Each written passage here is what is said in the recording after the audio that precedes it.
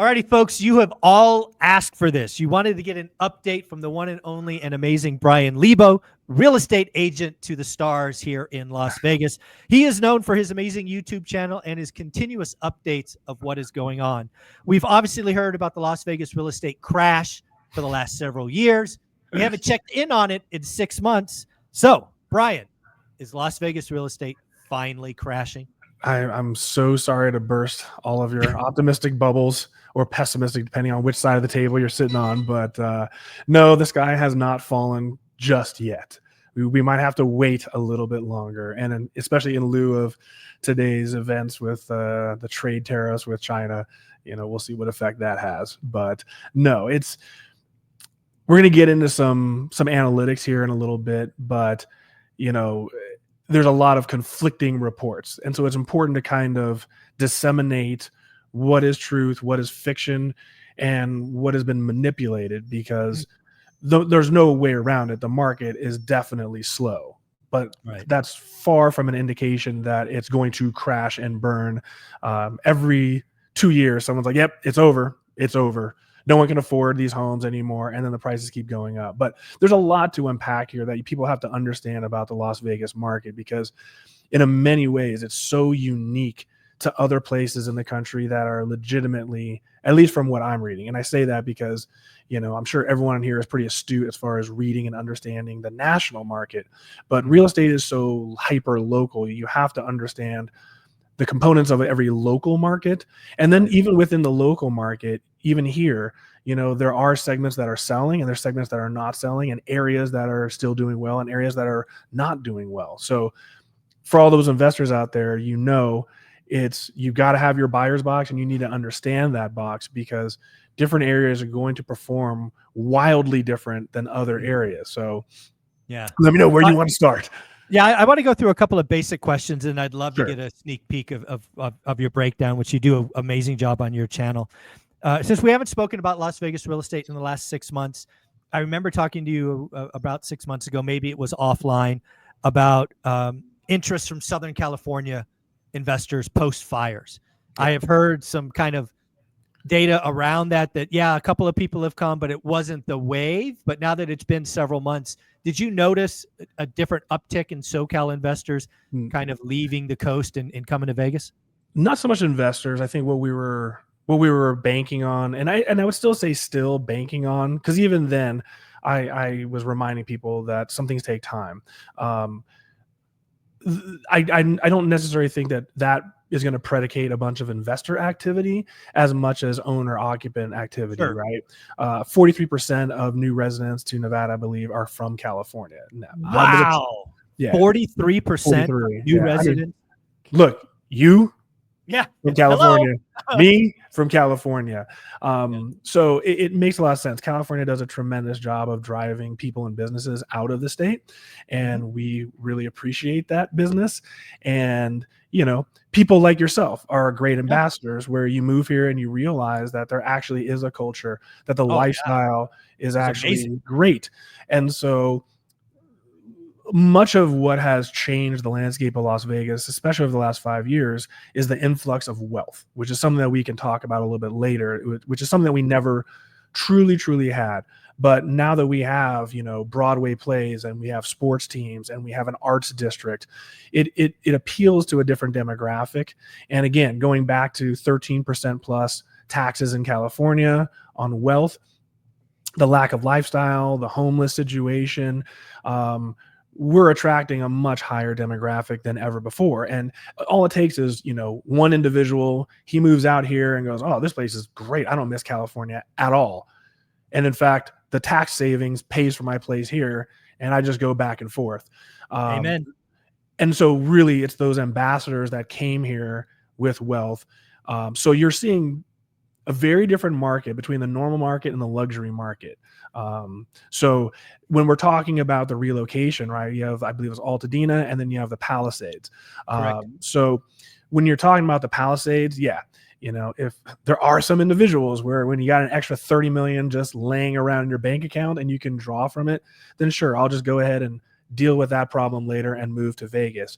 But by far and large, the majority of people are still in flux with their insurance carriers and trying to work through that. And again, look, the replacement cost is still very undetermined. So between architectural firms having waits, between the lack of contractors, between architectural guidelines, codes, it's California on top of it. So who knows how long it's going to take for people to even ascertain how much it will even cost to replace their property. So I think while I knew it was going to be a delay, it's going to be a longer delay until these people can actually either cash out or rebuild, sell, and move. Yeah. All right. So the second question I had before we get into the kind of numbers and strata of Vegas real estate was really, I saw the consumer, right, which a consumer is obviously a home buyer and a home seller for that matter. I saw a level of uncertainty in the economy that I have never seen before. And how that translates is transactions just crater, open house showings crater. We just basically saw demand evaporate. And I'm curious if you've seen that over the last 4 to 6 weeks, because again, this is the spring selling season for much of the country. And to have a weak, almost non-existent spring selling season, which is happening in most of the country, I'm curious what's happening in Vegas on a transaction level. So this is where things get really interesting, and we'll get into the weeds here. So look, the blanket statement is, the market sucks. It's very, very slow.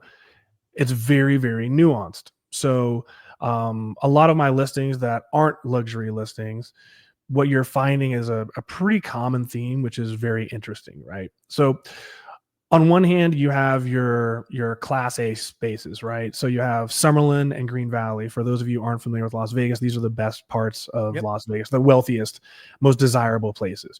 Now, properties are still selling in those areas, but again, it still has to be either priced right and or a very desirable property. So for the properties that you look at and go, wow, this is a top 1% of all listings in this price range, they're moving, and they're moving fast.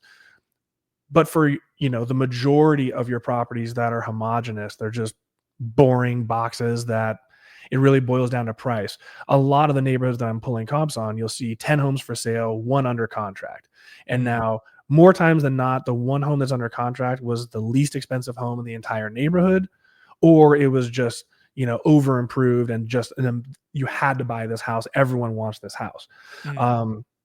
When you start sliding outside of the Green Valley and Summerlin areas, it really, really, really gets slow. And part of that problem is, when everyone wants to move into these areas, but sometimes you can't compete due to competition. So then you start researching other outlying areas. But right now, while things are slow, anyone can buy into these areas because you don't have the demand that you normally do.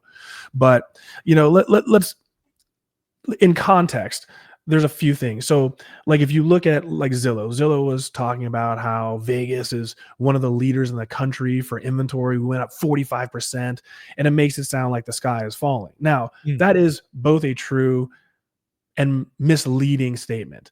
So there's no question whatsoever that inventory is up. So if I'm looking at it right now, I pull every Wednesday.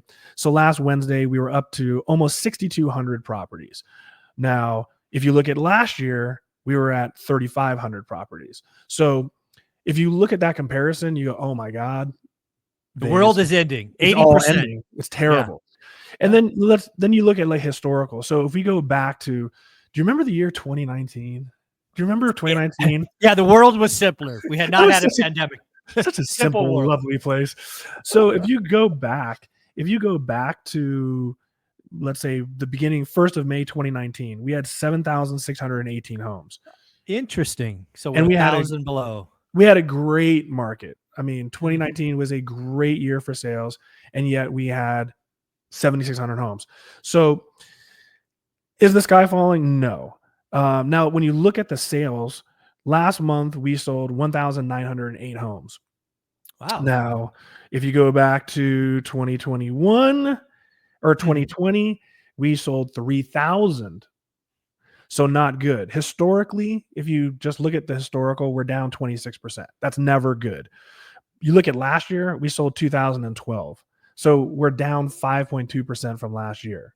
Last year wasn't a good year, But No, yeah, again, yeah. is the So sky this, falling?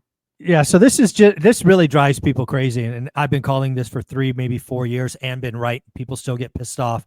We're seeing transactions crater, but not price, not median price. So the median price has held steady for the last 3 months at 480,000. You're going to see conflicting numbers on that. The reason why I say my numbers are right is because you have to know what we're talking about. A lot of times the media, they will say resales, MLS resales, but all they're doing is they're going off of all the data on the MLS. They're not disseminating out new homes Right. that are on the market. So if you go back, every month for the last 4 months has been $480,000. That puts us up 2.2% over last year. So, I mean, in one of the worst years for sales, we're still technically up 2.2%. So I want to make sure I heard that right. I want to make sure all 3 of these metrics are right. Active inventory is up 80%. Transactions are down 26%. And price is up 2.2%. Do I have that right? That's correct. But here, sounds like a crash to me. Yeah. But so here's another way of looking at it. Again, you can manipulate statistics to make whatever argument you want if you eradicate objectivity from the equation. So, and I'm not here to pontificate and go, oh, Vegas is doing great. No, we're hurting just like virtually every other place. But there are major differences between comparing Austin, Texas to Las Vegas or places in Florida. Huge differences. So on one hand, what is the metric for a balanced market? It's 6 months supply of inventory, right? 5-6 months. Right. So, and I agree with you. 5 months is more realistic, but we're in the doldrums right now of a horrible selling season. I mean, this is truly one of the worst starts of the year that I've ever seen and had. But think about it. We're down historically massive, and we still sold 1,900 homes last month, but yet we only have 6,000 homes on the market. So that gives us a 3-month supply of inventory. That is so far from a crash, it's not even funny. Now, here's the one thing that I want to get into. Here's what people have to understand about Las Vegas. People are always bearish on it. And if you go back 10, 15 years, every year it's like the prices are too high, it's going to crash, it's going to crash. One, we established we have a built-in feeder system just from California alone. 43%. 43%. But here's a couple things that people need to understand, right? Austin, Texas, they built to meet the demand that was coming there, right? Florida, Tampa, they were building to meet this massive surge of demand that was coming there. We did not do that. According to a UNLV survey, we haven't been meeting demand for 15 years. We still aren't even near pre-recession levels of demand, of supply. So the other part is this, drive for people that are in Vegas, they look around and they go, oh my God, there's all this land. There's all this land. But what people don't realize, and seriously consider this and do all the deep diving you want, 90% of Clark County, which is the county that encapsulates Las Vegas, 90% of the vacant land in Clark County, 90% of, or I should say all land, is owned by the federal government. 90%. So we don't have a lot of developable land.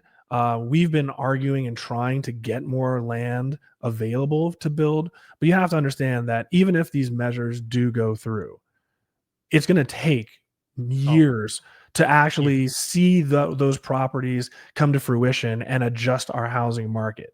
So the problem is we still have demand. We still have people moving here, but yet we have a very constrained supply of developable land.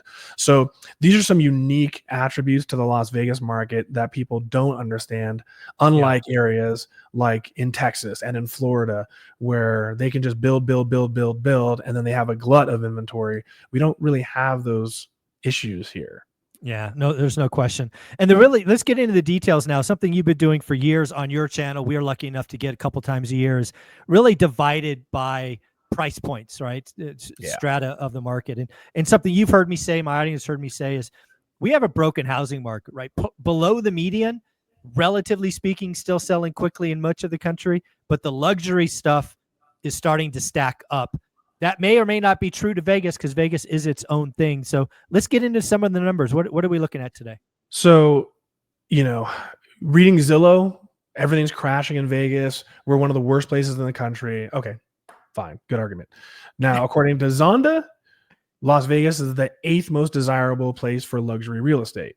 Now, like I alluded to earlier, the luxury market here in Las Vegas has been just on fire these last few years. Now, I'm not saying it's on fire right now, but it's outperforming by a tremendous amount. No, So, yeah, and that's because of the California money, right? The wealthy are coming here, and they're going to take their little, $2 million shack in Palo Alto and right. buy just a baller house here, cash. Exactly.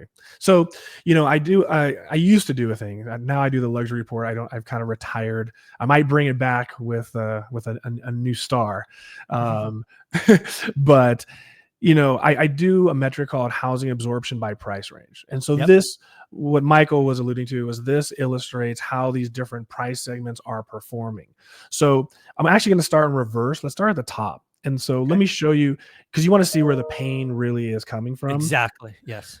So if we go back to May of last year, homes over $1.5 million, let's say true luxury, ultra luxury, we only had 16% saturation. Okay. Right now, it's 15%. So again, just so people realize, 16 saturation means all the listings above 1.5 plus, then you have the pendings, and you're basically 1 out of 8 listings is pending, basically. Correct. So if you're on Zillow looking at $2 million homes right now, only 15% of those homes are under contract, but it hasn't changed at all since last year. Yeah. So makes sense. Go down to 1 million to 1.5. So if we go to May of last year, that was 30%. So almost 1 out of 3 homes around $1 million was under contract. That has plummeted to 16%. Ooh, okay. Half. So not as competitive, clearly. Half the demand. So if you go 750 to 1 million, that's 36% last year. Now it's down to 21%. Ah, okay. All right. So far, less competition at each price. Okay. So, let's do like the bulk of the market. The bulk of the market, 250 to 500. We were at 53% last May, and now we're down to 36%. So you can see there has been a huge reduction. Slower market. Yep. Yeah. So overall, the entire market, we were at 44% saturation. So pretty much half of the market was under contract last year. Now it's 27%.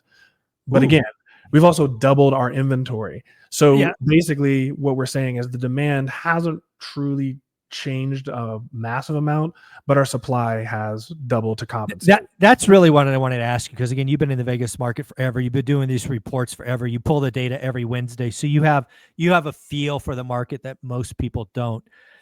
My feeling in much of the country, and you're going to answer for Vegas, is the spring selling season has brought out the sellers, right? The sellers showed up like they do every spring. It's just the buyers haven't. We have seen true demand destruction.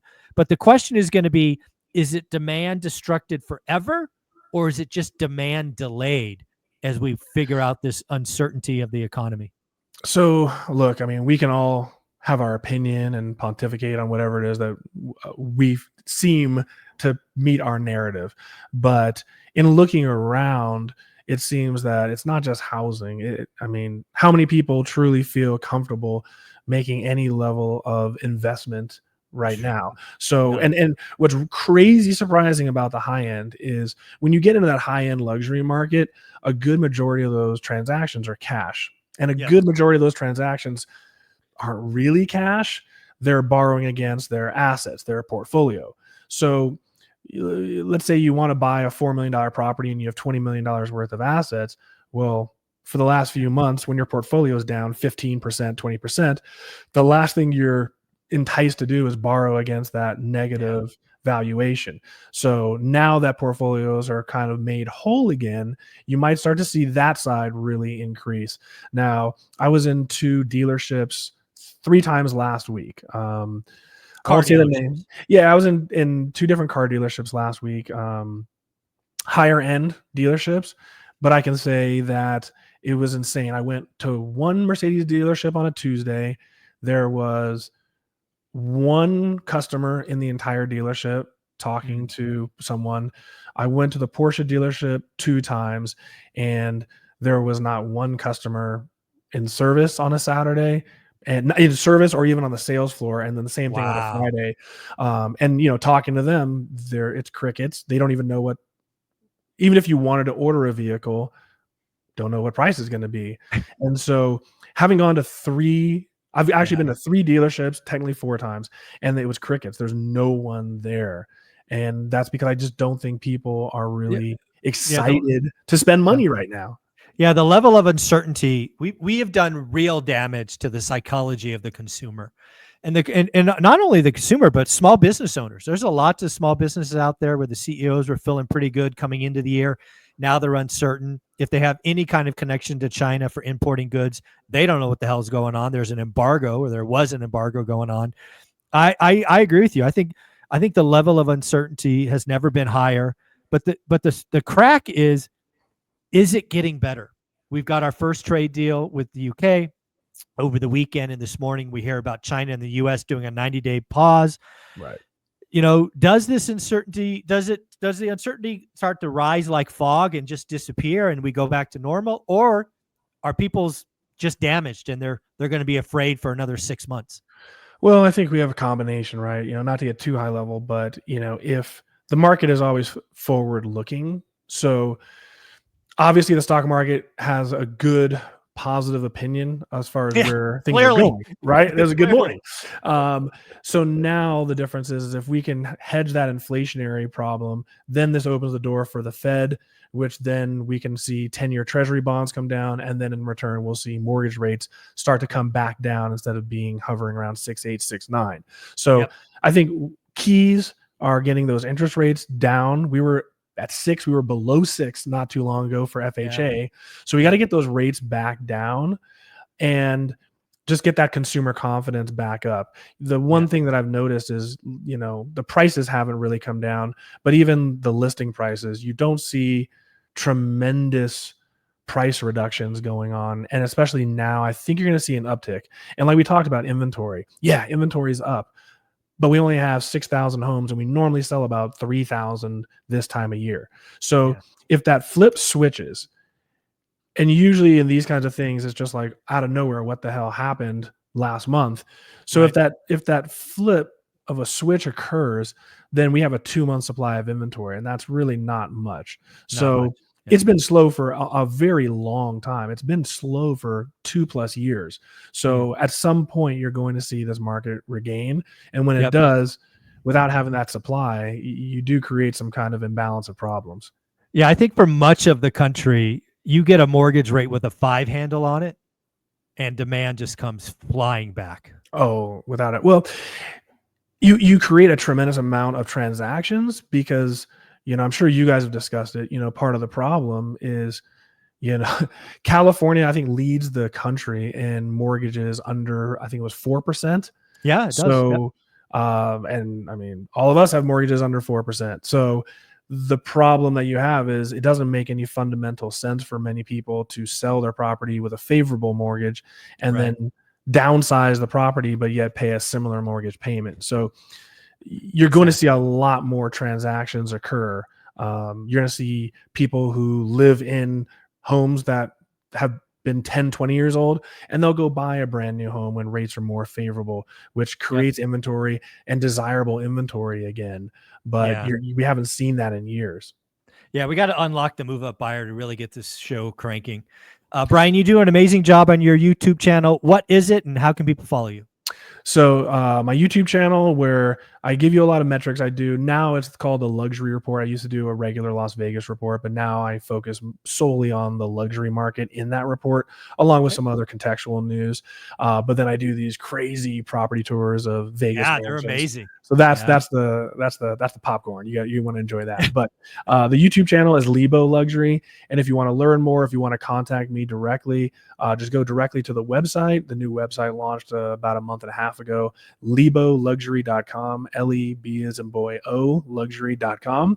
And I'd love to hear from you guys and see how I can help. Awesome, man. Take care. Thanks for doing this. See you guys later.